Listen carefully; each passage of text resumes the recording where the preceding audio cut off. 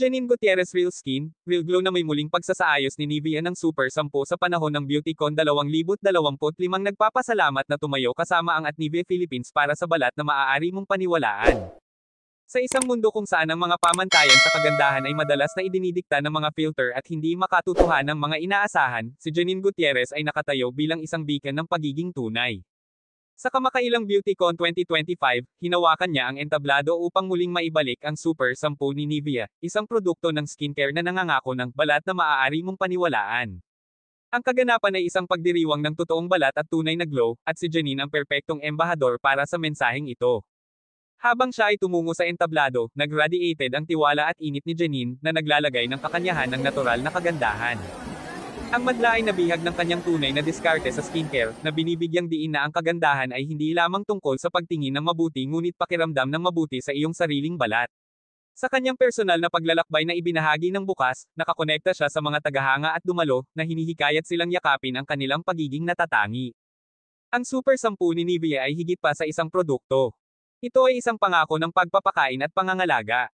Nagtatampok ng isang timpla ng 10 makapangyarihang sangkap, ang cream na ito ay naglalayong mapahusay ang natural na glow ng balat habang nagbibigay ng malalim na hydration. Si Janine, na palaging naging tagataguyod para sa malusog na balat, ay nagsalita ng labis tungkol sa kahalagahan ng pagpili ng mga produkto na unahin ang kalusugan ng balat sa mababaw na glam. Ang muling pagsasama ng kaganapan ay napuno ng mga interactive na booth kung saan ang mga dadalo ay maaaring makaranas mismo ng produkto, na nagpapahintulot sa kanila na masaksihan ang mga epekto ng pagbabagong anyo na maaaring makuha nito sa kanilang balat. Sa buong araw, pinangunahan ni Janine ang mga talakayan sa pag-ibig sa sarili at pagtanggap, na nagpapaalala sa lahat na ang bawat balat ay nagsasabi ng isang kwento. Ibinahagi niya ang kanyang sariling mga pakikibaka sa mga isyu sa balat at kung paano ang paghahanap ng mga tamang produkto ay maaaring gumawa ng isang pagkakaiba-iba sa mundo. Ang mensaheng ito ay sumasalamin ng malalim sa madla, na lumilikha ng isang pakiramdam ng pamayanan habang ibinahagi nila ang kanilang sariling mga karanasan at paglalakbay patungo sa pagtanggap sa sarili. Ang enerhiya sa silid ay electric habang hinikayat ni Janine ang mga dadalo na subukan ang Super 10. Maraming mga kalahok ang naiwan na may mga sample, sabik na simulan ang kanilang paglalakbay patungo sa malusog na balat. Ang kaganapan ay natapos sa isang taos-pusong mensahe mula kay Janine, hinihimok ang lahat na yakapin ang kanilang tunay na sarili, pagkadilim at lahat. Habang papalapit ang mga malapit na sandali, ang kapaligiran ay napuno ng kaguluhan at inspirasyon.